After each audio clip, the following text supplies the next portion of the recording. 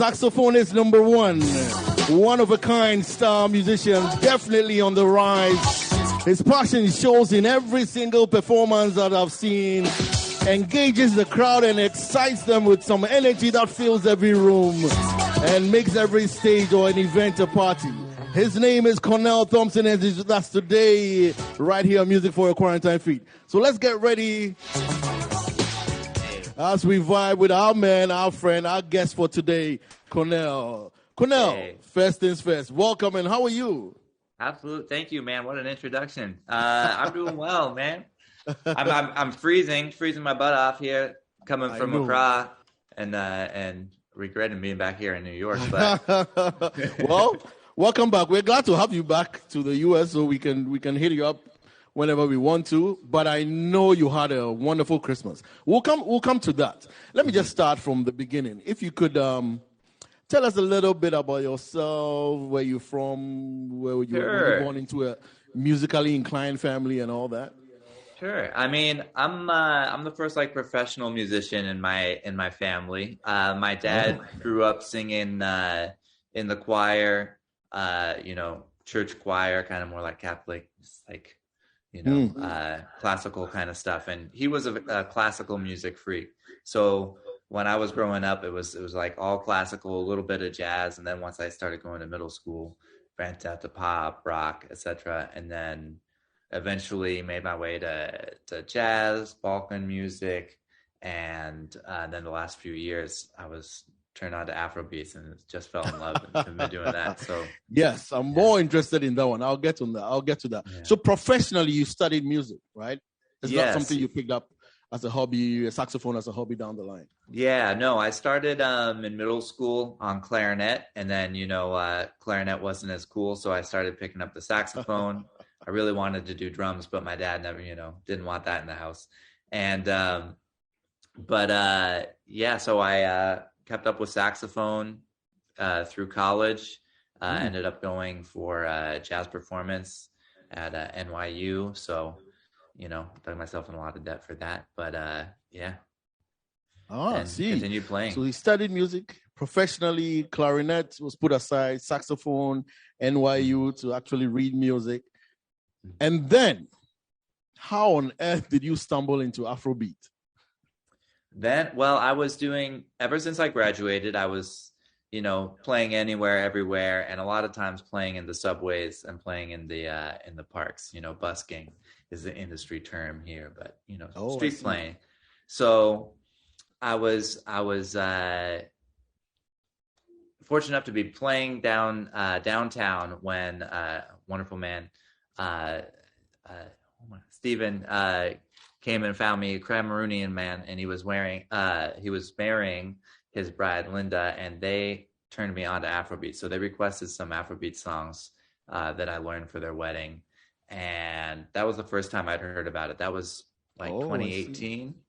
And I'd heard about Fela Kuti and more traditional Afrobeat, but I had since gone different ways, gone to R&B, pop. And so when I heard the newer songs, David O, Mr. Easy, P Square, these were some of my first songs.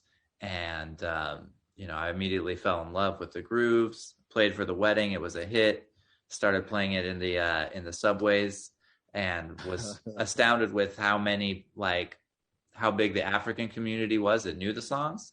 And then also anybody who didn't know the songs was immediately falling in love with the grooves and with the songs. So, I just kept going, kept learning some more, fell into the dance realm and saw that the dancers, met a few of them, started going to their classes to pick up a couple things and start collaborating. And from there, 6 months later, ended up in Nigeria for a quick hit with Runtown, and kind of been running since. So look how you're saying it casually. It's such a big deal. Let me summarize it all. So music professionally, then you meet a Cameroonian couple who are about to have a wedding. You learn a few Afrobeat songs, you play at their function, everybody goes crazy. Start playing at subways. Pretty impressed by the large community who seem to enjoy the music. And so you decided to study it a little bit, and here we are. Do you remember the very first Afrobeat song that you studied, that you played? Yes. Yeah. The very first one that I learned was Leg Over by Mr. Easy. Oh, so okay. Oh, that's got a wow. special place in my heart. Yeah. Dun-dun, dun-dun. Yeah. Dun, My dun, baby dun, give me dun, dun. hangover. Yeah. Oh, cool. So, all right. So, I mean, obviously, it's been very exciting since then. And can you describe in terms, you didn't expect it to be that big, right? No, not at all. Not at all. And now, do people describe you as like the Afrobeat saxophonist? You know, they do. They do. I'm always astounded at, like, you know, when I'm just living my life and going around, and then all of a sudden somebody will be like, "Oh, hey, you're that Afrobeats saxophone player," you know. And then when I was lucky enough to be able to go over to Ghana and to meet people that are like, you know, that know me or are fans, it's pretty wonderful. Yeah, I was very lucky to have one thing that went a little viral right after I kind of learned those Afrobeat songs, and then when I posted it up, my first cover, I think that had enough steam to carry. Was it that, so that was a Nigerian graduation ceremony? There was that one, yeah. That there was kind of like a little bit here and there, just a slow, steady like climb. The first one was actually a Rihanna and Drake song. I was trying to get like famous from like who was it? Shiggy was over there like filming. Somebody said you should play this Drake song, and maybe, you know, he's got the dance out. You'll hit, right? So I played it. He didn't notice. I was like, whatever. Later that day, I'm playing, and this bus comes by, right? This green school bus with a full band on top playing like Earth, Wind, and Fire. So I jump up on top of the bus with them, you know, and play, and I get down, and I'm like, wow, that's the craziest thing that I thought would have happened today. And then all of a sudden, when I turn my phone back on, the notifications are going like people are following. I was like, what happened? So somebody had turned a meme when I was doing my body roll and everything to Rihanna, and so that started like a little bit of a following. And then once I like, all of a sudden I needed to come up with content, right? Because previous to that, you know, I wasn't focusing on it too much. So the first thing I did was put up "Mad Over You" by Rundown. One of the other, like the first three songs was Mr. Easy. It was P Square, Beautiful Onyinye, and then Mad Over You. And that's what like connected, and then boom, you know, really solidified that. And then there was something in the subway where I was playing it that kind of like made some rounds, and eventually in when the pandemic hit, you know, I thought everything was going to end. All my gigs dried up. We finally got one brave soul who was willing to like put on an outdoor concert. That was what became the viral one out in Maryland. Yeah. Wow. Yeah. That was the graduation ceremony in Maryland, and it just went crazy. Yeah. So that was the first time I saw you. The second time I saw you actually was Dinah Hamilton at the Dinah Hamilton gospel concert. And then you and her were playing. Yeah. You know, and everybody was just astounded, like, who's this guy? What's he doing up there? You know, and both of you just went kick, bam. Yeah, man. That was super fun, and super honored to be able to play with her. She was an incredible musician and an incredible band leader too. You know, she came in and the band, of course, a great band that had been playing together in their church, but she really tightened everybody up just in one rehearsal overnight. Like, it was really cool. So how do you choose your songs? There's so many Afrobeat songs. How do you know what's the one that's going to kick?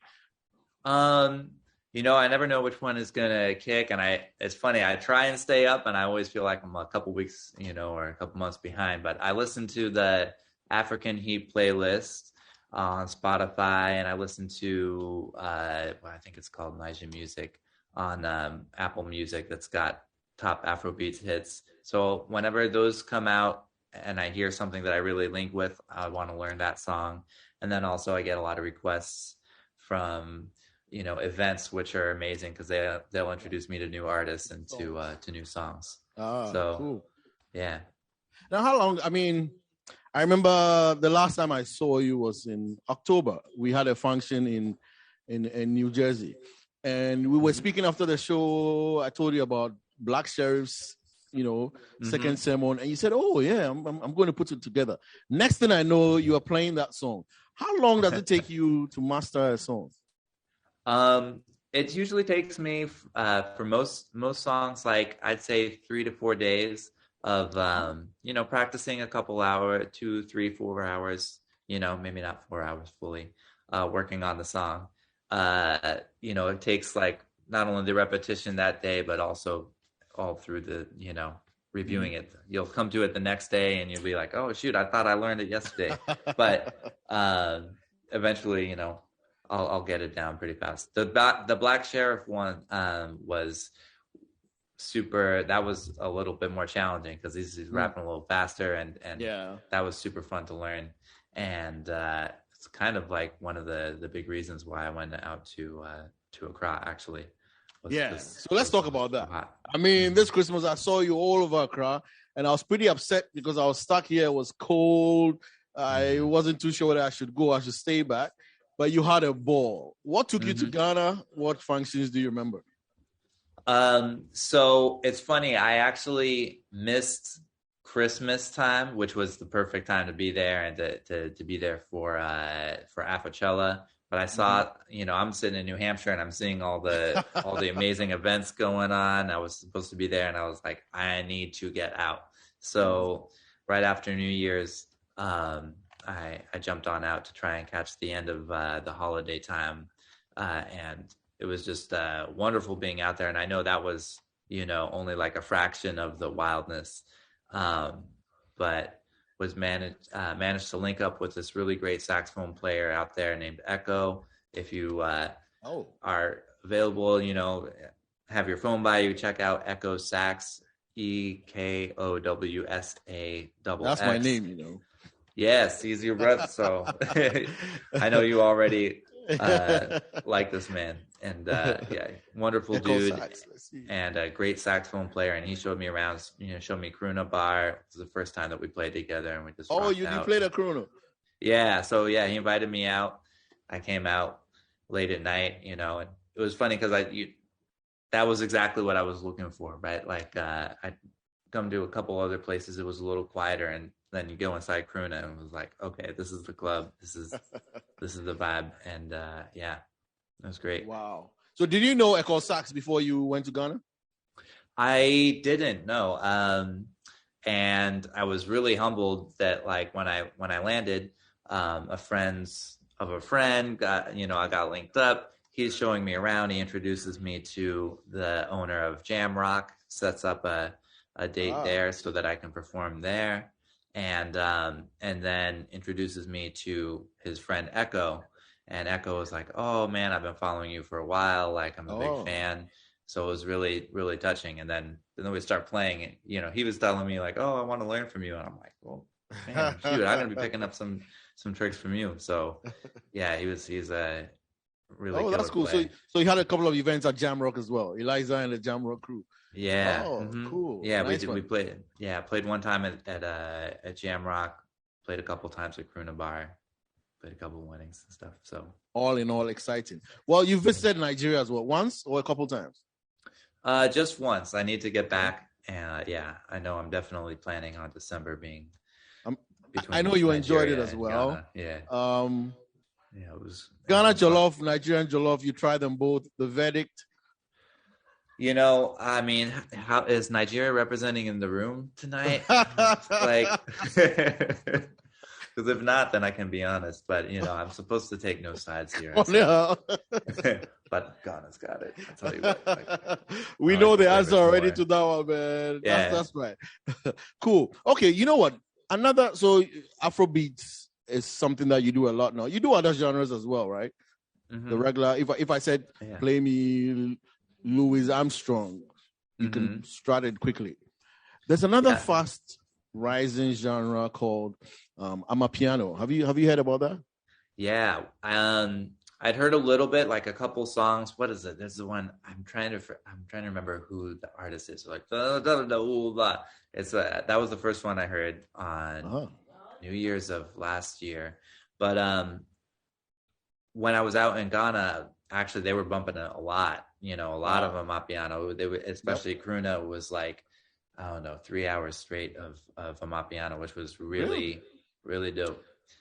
So I started to become more aware of it. Echo is like a super huge fan of Amapiano, so he was showing me some songs and like showing me the vibe and a couple of dance moves to get in there. So yeah, I really love it. It's really fun to blow over, you know. So all right. So whilst I take a sip of water, let me see what you just play me a little something on my piano. Let's see what you can play for us right now. Oh man, what was well, of course there's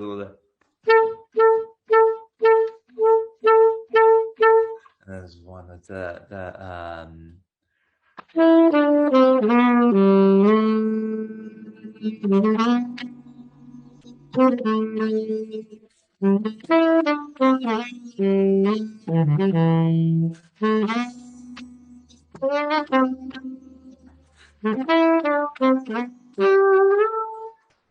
that was a song that was going on out there. There we go. All right.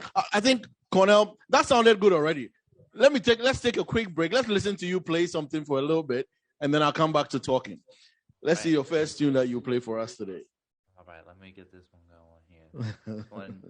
This one is like the song that everybody is going nuts for, and myself as well. So that's awesome. Let me know. Make sure that it is working. Hey. Oh, I know what's popping.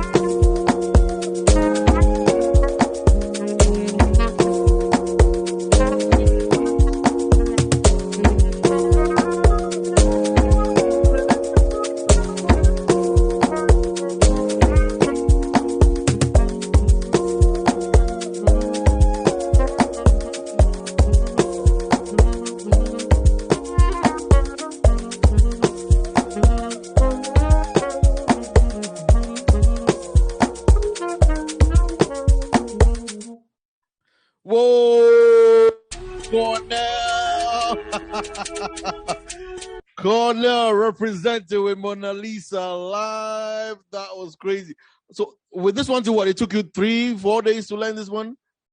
Funny enough, actually, I really only had what I like the chorus down until you requested it today. So I was trying to wow today. So yeah. So I mean, I've been listening to it, you know, and vibing and loving it.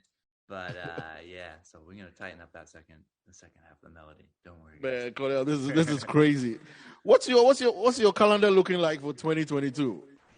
Oh man, it is starting to fill up. Summer's looking nice. I know I've had some requests to go on to Ghana and to Nigeria and to Paris and London. So I'm hoping I can lock some of those down and definitely want to be out of town a bit. But I have a lot of weddings and events, and I'm starting to branch out and do some stuff with a band. I would really like to, by the end of the year, get an album out with arrangements. Wow. So, like I really like this band. If you know, King Lekon is his name, and he runs a band called the Kingsmen, and they do like kind of jazz fusion things. So I'm really hoping to kind of. Are they based in New York? They're based in New York, yeah. Okay. So they're killer. Okay. But yeah, I know I've got I'm really excited for Valentine's Day coming up. Hey. Bring my honey out to Chicago, and doing a show with Isaac Gerald's an amazing singer, and we're gonna be rocking out there. So that's what I'm most excited for right now. Got a live band playing. It's gonna be love songs, Afrobeats. It's gonna be awesome. Good time. Yeah, that's cool. Any plans of releasing, like original music, an album or anything of that nature?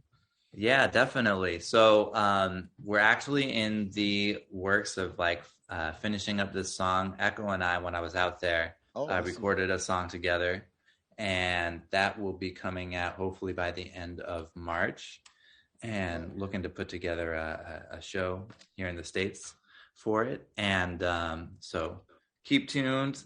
For that, follow me and I'll be announcing when that happens. But yeah, that's going to be my first original in the Afrobeats genre song, a collab with him. It's going to be very fun. And then, like I said, this year I'm going to be trying to put out a full album, or at the very least, a sizable EP. Of arrangements with a live band and and doing covers and originals. So sure. So Afrobeats collection with you and Echo Sax, probably released in Ghana, and doing a couple of shows with Echo here. Oh, gonna be trying to. Yeah, that's the plan. Okay. So yeah. Are you coming to Maryland? We'll come down to Maryland, of course, absolutely. Man, Maryland's a second home now. I gotta get out. No doubt. We'll see you. Yeah. So that'll be fun because it means it will take you down to Ghana again for a few more events. Mm-hmm. That's very nice. That's very nice. Yeah, I'm very excited to get back and.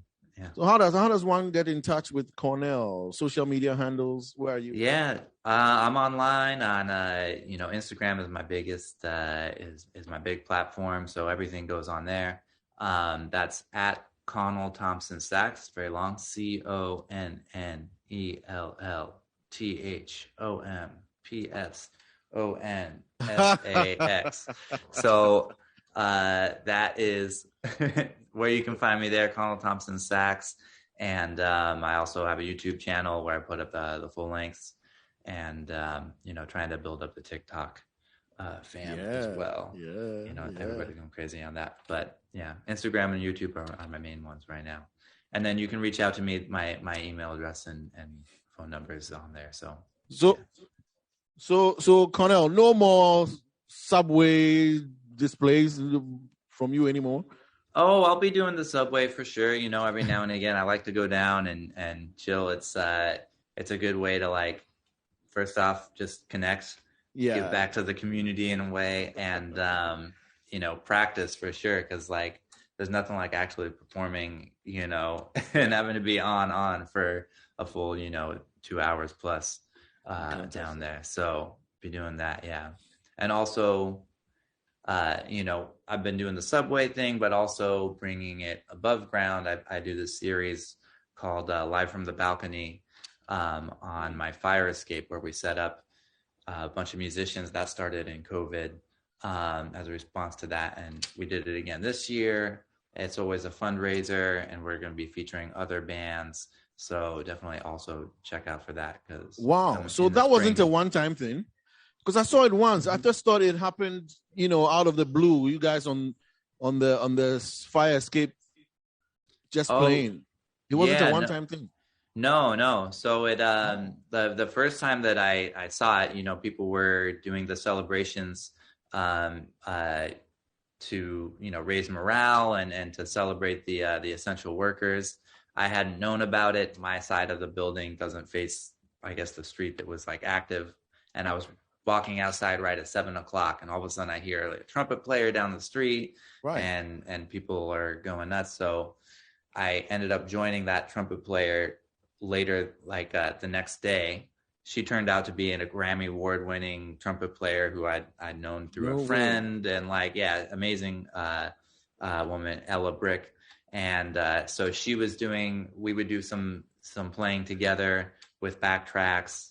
And then eventually I was standing out on my fire escape like I do. And I'm like, I think I could get a drum set out here. And I tried to. And once I got the drum set out, I was like, okay, let's try and fit them all over here. And that was good. The concept was very good. I think I saw it once in Italy when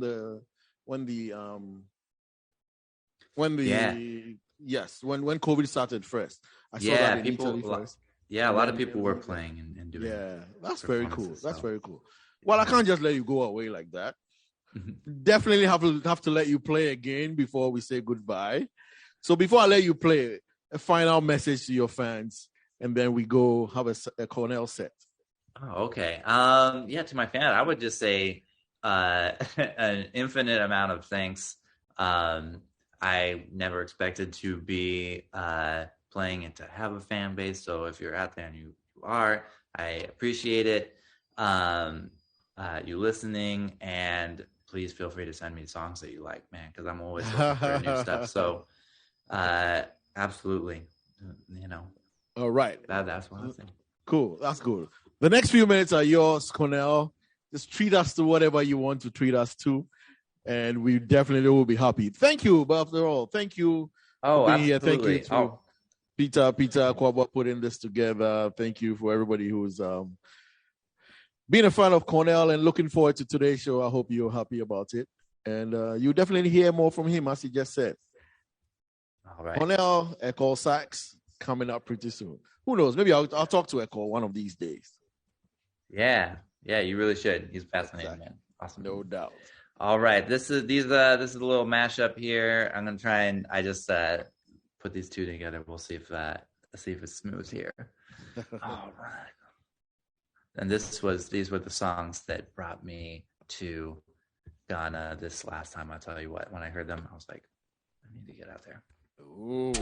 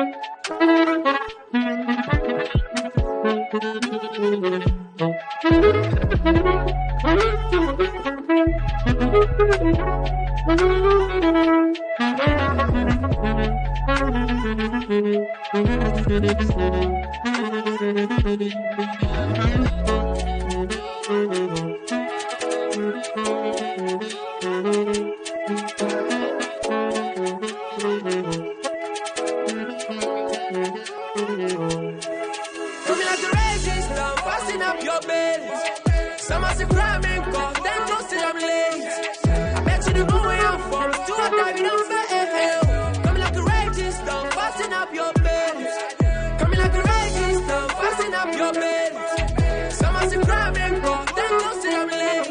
I bet you don't know where I'm from.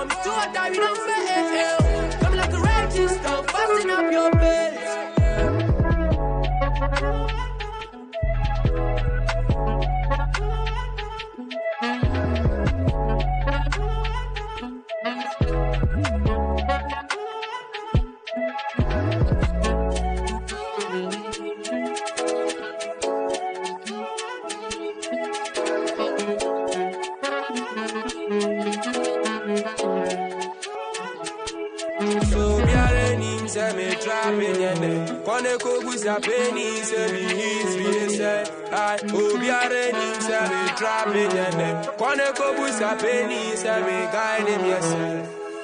Coming like a raging storm, fasten up your bed. Someone's a cramming call, then go till I'm late. I bet you don't know where I'm from, do or die, we don't fail. Coming like a raging storm, fasten up your bed. Coming like a raging storm, fasten up your bed. Someone's a cramming call, then go till I'm late. I bet you don't know where I'm from, do or die, we don't fail. Coming like a raging storm, fasten up your bed.